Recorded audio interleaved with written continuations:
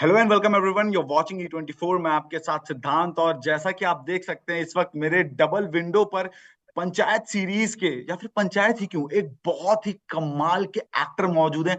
हम सबके फेवरेट जीतू भैया मौजूद हैं, और आज मैं जीतू भैया से पूछने वाला हूं पंचायत सीजन 3 के कई सारे राज। तो सबसे पहले बहुत बहुत स्वागत है जितेंद्र आपका E24 पर। थैंक यू सिद्धांत, थैंक यू सो मच। तो एक चीज मैं बताना चाहता हूं कि मैं उन प्रिविलेज्ड लोगों में से एक हूं जिसने सीजन 3 का एक कुछ एपिसोड्स को देख लिया है। पूरा क्यों नहीं देखा ये भी मैं बताऊंगा, लेकिन स्टार्टिंग करते हैं इस इंटरव्यू की एक छोटे सा स्पॉइलर से।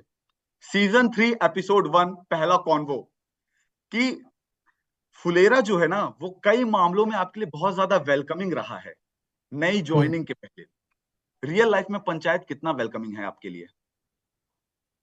आई थिंक पंचायत काफी वेलकमिंग है, क्योंकि आई थिंक जिस मोमेंट पे आया और जिस तरीके से आया और उसके जिस हिसाब से नंबर्स आए, उसने मुझे काफी अपॉर्चुनिटीज का मौका दिया है कि जो भी अब मतलब अलग तरह की कहानियां मेरे पास आ रही हैं और अलग तो बहुत इंटरेस्टिंग लोग हैं, मेकर्स हैं जो मेरे साथ काम करना चाह रहे हैं।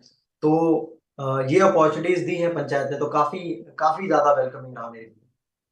अच्छा, जितेंद्र, मैं आपको जीतू भैया कह के बात करूंगा। और मेरा सवाल क्योंकि जीतू भैया से ही है कि क्या हर हम्म। कोई, मतलब आप कहीं भी जाते हैं आपको हर कोई जीतू भैया के नाम से पहचानता है, और जीतू भैया ने आपको बहुत ही प्यार दिलाया है। ये हर एक लड़के के तरफ से मैं सवाल पूछ रहा हूँ कि क्या लड़कियां भी आपको जीतू भैया ही कह के बुलाती हैं? हाँ, आई थिंक अभी तो सब लोग जीतू भैया ही बुलाते हैं, एंड मैंने वो एक्सेप्ट कर लिया है। ठीक है, वो मैंने अपना सरनेम बना लिया जीतू भैया। तो सभी लोग ऐसे बुलाते हैं, एंड इट्स ग्रेट कि किसी कोई कैरेक्टर इतना पॉपुलर हुआ कि बिल्कुल। वो उसको ना उसका भैया जो है वो जा ही नहीं रहा है। तो इट फील्स ग्रेट कि शायद अच्छे से काम हुआ होगा, शायद इतना तभी इतना पसंद आया लोगों को। तो इट फील्स हम्म। ग्रेट। अच्छा, ये जैसा आपने कहा कि ऑडियंस को बहुत पसंद आया होगा, ऑडियंस से एक और सवाल है मेरा आपसे कि पंचायत वो साफ सुथरी और क्या कहते हैं, क्या पब्लिक डिमांड वाली वेब सीरीज है ना जो ऑडियंस चाहती है कि आती रहे। मतलब इसके 3 सीजन, इसके 4 सीजन, 5 सीजन, 10 सीजन आते रहे। मैं आपसे पूछना चाहता हूँ कि क्या इस तीसरे सीजन को करते वक्त आपके माइंड में ये सब थॉट्स आते थे कि यार बाकी 2 सीजन बहुत अच्छे गए, क्या कहीं इस बार कोई कमी ना रह जाए किसी तरह की, या ऑडियंस कह दे कि यार मजा नहीं आ रहा है, सेम चीज में बोरियत फील हो रही है? नहीं, मुझे लगता है कि काफी मेकर्स जो है पंचायत के, वो काफी इन चीजों का ध्यान रखते हैं कि कोई भी चीज ऐसी ना लगे कि डल ना हो जाए, और बहुत सारी चीजों का ध्यान रखते हुए वो नेक्स्ट सीजन की राइटिंग स्टार्ट करते हैं। तो जिस तरीके से उन्होंने सीजन 1 किया कि रिसर्च करते हैं और फिर नए किस्से ढूंढते हैं गाँव के, और वो कहानी में कैसे आएंगे और कैरेक्टर्स का क्या इंटरेस्टिंग पर्सनल ट्रैक्स हो सकते हैं, वो दिखाने की कोशिश करते हैं और उसको बहुत सीमलेसली दिखाने की कोशिश करते हैं। तो बिल्कुल। आई थिंक पूरा क्रेडिट वही है। तो वो काफी चीज, अगर तुम्हें मेकर्स ऐसे मिल जाए जो ऑलरेडी इन सब चीजों का ध्यान रख रहे हैं, तो फिर वो एक्टर का स्ट्रेस नहीं रहता। अच्छा, एक और चीज है पंचायत के साथ, एक और खास बात यह है कि इस सीरीज का ना मीम कंटेंट देने में मतलब बहुत बड़ा हाथ रहा है। जैसे मेरा एक पर्सनली फेवरेट रहा है कि गजब बेइज्जती है। आपका मतलब आपने भी बहुत सारे मीम्स देखे होंगे, आपका पर्सनल फेवरेट मीम कौन सा है? आई थिंक मेरा फेवरेट मीम गजब बेइज्जती वाला है। आई थिंक वो बहुत जनरली बहुत बहुत सारे, हर इमोशन फिट हो सकता है उसमें, मुझे ऐसा बहुत लगता है। वायरल हुआ था वो, बहुत हाँ, वायरल। और वो बहुत ऐसी जनरल चीजें हैं, जनरल वो इमोशन है, वो मुझे लगता है कि वो डायलॉग नहीं है, वो ज्यादा इमोशन है जो जनरली ग्रुप्स में या पर्सनली या लोग फील करते हैं। बिल्कुल। और उसको किसी भी फॉर्मेट में या किसी भी फॉर्म में डाला जा सकता है, वो कहीं भी फिट हो जाएगा। तो मेरे लिए बड़ा इंटरेस्टिंग मीम है वो। एक और चीज मैं आपसे ये जानना चाहता हूँ आपकी जर्नी को लेके, क्योंकि आप उस टाइम पे वायरल हुए थे ना जब इतना यूट्यूब वगैरह इतना बूम पे नहीं था इंडिया में। लोग देखते थे लेकिन इस तरह से नहीं देखते थे जैसे आज देखते हैं। आज की डेट में क्या है कि छोटी से छोटी चीज आसानी से वायरल हो जाती है, लेकिन जो मुन्ना जज्बाती उस टाइम पे वायरल हुआ था और घर घर तक पहुंचा था, मतलब कैसा, मैं उस फीलिंग को जानना चाहता हूँ कि जब आप सब कुछ छोड़ छाड़ कर चले गए थे और अचानक से एक दिन फोन आता है और पता चलता है कि भाई मैं तो वायरल हो गया। हम्म। आई थिंक उस टाइम पे जो फीलिंग थी वो बहुत अलग थी। मतलब बेसिकली मैं कहीं पे जॉब कर रहा था और मैं कहीं बिजी था अपने काम में। हम्म। मैं कंस्ट्रक्शन फील्ड में चला गया था, मेरा काम बहुत अलग था। तो हम्म। मैं मतलब ये सारी चीजें भूल चुका था कि मैंने कोई वीडियो भी किया है और मैं कभी एक्टिंग के फील्ड में भी था। तो ये क्या सारी सच चीजें में मेरे आप भूल दिमाग से चुके निकल थे? चुकी थी। हाँ, ये सारी चीजें दिमाग से निकल चुकी थी। ऑफ कोर्स मैं एक नए बिजनेस में इन्वॉल्व था, नई नए फील्ड में था, मेरा सारा ध्यान उधर ही था। और उसमें भी बहुत, वो जॉब भी बहुत इजी नहीं था, वो जॉब भी बहुत हम लोग एक बड़ी फैक्ट्री बना रहे थे होंडा की, तो सारा ध्यान उधर ही था। उस बीच में एक कॉल आया जा रहा था कि हाँ कुछ, तो फाइनली मैंने बहुत मिस करने के बाद मैंने दोपहर में जब मेरा लंच टाइम हुआ तब मैंने वो फोन उठाया। तब मैंने पूछा कि क्या हो गया। देन दे आर लाइक, अच्छा हमने जो एक वीडियो जो तूने शूट किया था वो फाइनली अभी रिलीज किया, और वो बहुत अच्छा रिस्पॉन्स आ रहा है उसका, और बहुत सारे लोग देख रहे हैं, और मतलब हिट हो गया, वायरल हो गया। बिल्कुल। तो तब सुना, मैंने कहा अच्छा ठीक है, मैं देखता हूँ शाम में। और वहाँ मैं ऐसी जगह पे था जहाँ पे इंटरनेट भी नहीं था। ठीक है, तो फिर शाम में मैं पहुंचा।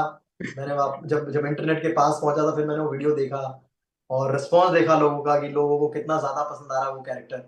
एंड उसके बाद तो मतलब उस टाइम में भी उतना कुछ फील नहीं हुआ। जब मैं बैंगलोर में कहीं था, जब मैं बैंगलोर में फिर बाहर निकलता था, फिर हम्म। लोग मुझे मुन्ना जज्बाती के नाम से बुलाने लगे, तब मुझे वो फील आने लगी कि हाँ ये कुछ एक अलग लेवल पे चीजें चीजें स्प्रेड हुई हैं, और वो बिल्कुल। कैरेक्टर कुछ अलग लेवल पे पसंद आया लोगों को।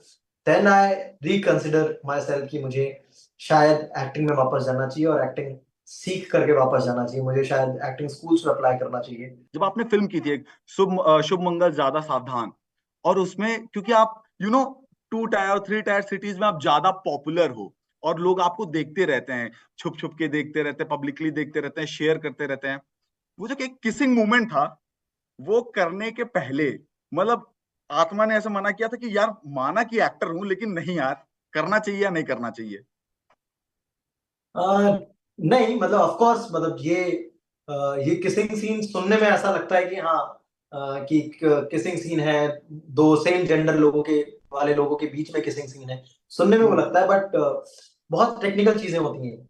मतलब चाहे किसी किसी भी दूसरे इंसान को के साथ किस करना ऑन कैमरा ऑन स्क्रीन, वो बहुत अलग चीज होती है। कई बार ऐसा होता है कि तुम उस इंसान को उतना जानते भी नहीं, तो बिल्कुल। उसमें उसको अगर तुम ऐसे नॉर्मली किस करोगे तो ऑकवर्डनेस आएगी। बट वो ऑकवर्डनेस रहती नहीं, बिकॉज इट्स वेरी टेक्निकल। मतलब वो काम की तरह होता है। और आई थिंक कोई झिझक नहीं थी, बिकॉज झिझक इसलिए नहीं थी क्योंकि फिल्म की स्क्रिप्ट बहुत कुछ बातें कर रही थी, वो अलग स्पेस में एक कहानी थी। ठीक है, बिल्कुल। तो कभी एज एन एक्टर कभी थॉट आया भी नहीं कि अच्छा एक किसिंग सीन भी हमें शूट करना है। मतलब हम्म। थी ऑफ कोर्स सेट पे वो वाइब थी कि आज किसिंग सीन शूट होने वाला है, और ठीक है कुछ लोग थे एक्साइटेड। बट कुछ। मुझे कभी भी मतलब वो उसको मैंने कभी भी ऐसा अलग दिन की तरह नहीं लिया कि अच्छा आज एक कुछ एक अलग दिन होने वाला है जिस दिन मुझे शायद कुछ एक ऐसी चीज करनी है जो मैंने पहले नहीं की, या हम्म। उस तरीके से मैंने बहुत ही टेक्निकली लिया उसको। हम लोग सीन परफॉर्म कर रहे थे, एंड आई थिंक थोड़ी बहुत चीजों का ध्यान रखा था मेकर्स ने, कि कम लोग हों सेट पे, ताकि वो ऑकवर्डनेस अगर आ जाए बाई चांस तो वो खराब लगेगी स्क्रीन पे, खराब नहीं है, तो बिल्कुल। वैसी चीजें ना हो। तो ऑफ कोर्स वो सारी चीजों का ध्यान मेकर्स की तरफ से ही बहुत अच्छे से रखा गया। ठीक है, हम्म। मतलब आई डोंट थिंक कि किसी के भी फोन्स ऑफ मतलब ऑन थे उस टाइम पे। ठीक है, बिल्कुल। तो अ, वो बहुत कंफर्ट एक दिया गया था ऑन सेट, तो एक एक बिल्कुल भी एक झिझक अच्छा नहीं हुई स्पेस या बेसिकली फील हम नहीं कह हुआ सकते ऐसा। हैं। एक अच्छा स्पेस दिया था। हाँ हाँ हाँ, तो एक वो कंफर्ट, एक अच्छा स्पेस मिला डायरेक्टर से, फिल्म मेकर से, क्रू से।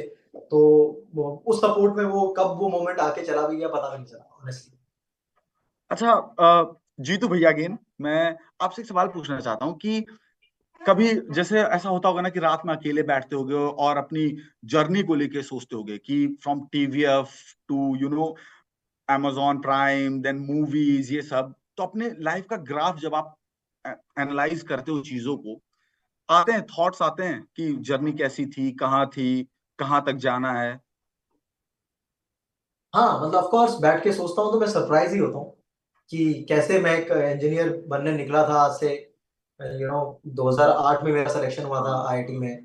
तो काफी टाइम हो गया, मतलब 16 साल पहले कैसे मैं एक मतलब इंजीनियरिंग कॉलेज के लिए सिलेक्ट हुआ था, जो कि बहुत प्रीमियम इंस्टीट्यूट है, इतनी मेहनत के बाद। और कहाँ मैं कैसे इस शहर में आ गया हूँ और एक्टर बन गया हूँ, और इतने इतने इंटरेस्टिंग रोल्स, इतने इंटरेस्टिंग कहानियां मुझे मिली है, इतने इंटरेस्टिंग लोगों के साथ मुझे काम करने को मिला है।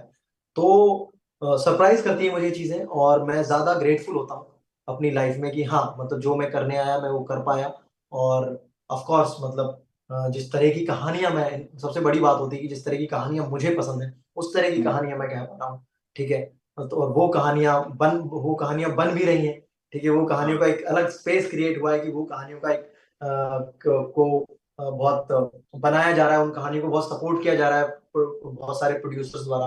और मतलब कमर्शियली बहुत सारा सपोर्ट मिल रहा है इस तरह की कहानियों को, तो I am just grateful about my journey. From Panchayat 1 to Panchayat 3, कितनी कहानी बदली, कितनी चीज, मतलब बजट को छोड़ के सब बता दो कितना बदला है।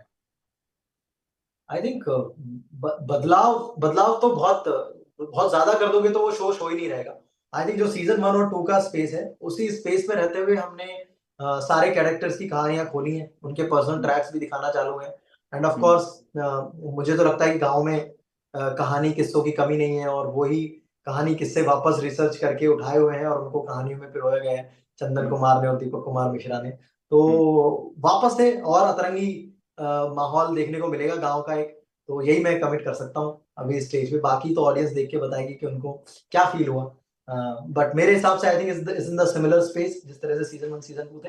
एंड ऑफ कोर्स नई चीजें, नई कहानियां एक्सप्लोर की हैं, और वो देखने को मिलेगी ऑडियंस को। एंड लास्टली जाते जाते बस इतना बता दो, मतलब फैंस की डिमांड पे ये चीज पूछ रहा हूँ कि क्या पंचायत को और आगे कंटिन्यू किया जाएगा सीजन 3 के बाद? 4 एक नई कहानी, नए नए ट्विस्ट और नए नए जितने भी, एक लेयर पे लेयर ओपन होती रहेगी, क्योंकि फैंस को बहुत पसंद है, on a very serious note. I think ये इस सवाल का मैं जवाब नहीं दे सकता, because I am not the maker. तो मेकर्स इस चीज का अच्छे से जवाब दे पाएंगे कि सीजन किस तरह से आगे बढ़ रहे हैं। एंड ऑफ कोर्स मतलब अभी जब हम लोग कुछ इंटरव्यूज कर रहे थे तो वहां पे आई थिंक बातें हुई सीजन 4 की और आगे की किस तरह से, तो आई थिंक कुछ प्लानिंग चल रही है। बट मेरे तक अभी तक क्लियर बातें नहीं आई। एंड उसमें टाइम लगता है मेरे तक बात पहुंचने में, जब तक वो ठीक तरह से डिसाइड ना कर लें कैरेक्टर स्टोरी किस तरह से जा रहा है, तब तक मेरे तक पहुंचते नहीं है। But I as I said कि हाँ मतलब स्कोप तो बहुत है। गांव में बहुत कहानी किस्से हैं, और वो हमें पता है, हम जब भी जाते हैं हम फील करते हैं। एंड जो भी पूरा क्रू है और जो भी मेकर्स हैं एंड एक्टर्स हैं, वो सब, उन सब के पास गाँवों के बहुत सारे एक्सपीरियंसेस हैं। तो सबको ये फील होता है कि हाँ बहुत सारी कहानियां हैं, और बहुत सारी कहानियों को पंचायत के जरिए दिखाया जा सकता है, प्रेजेंट किया जा सकता है ऑडियंस के बीच में। तो वो स्पेस है।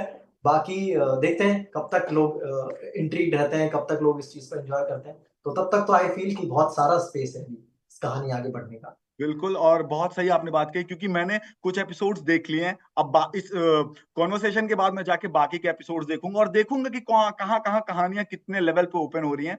जितेंद्र, बहुत बहुत शुक्रिया हमसे बात करने के लिए, and all the very best for panchayat, and thank you so much for being on E24। Thank you so much, thank you. Thank you.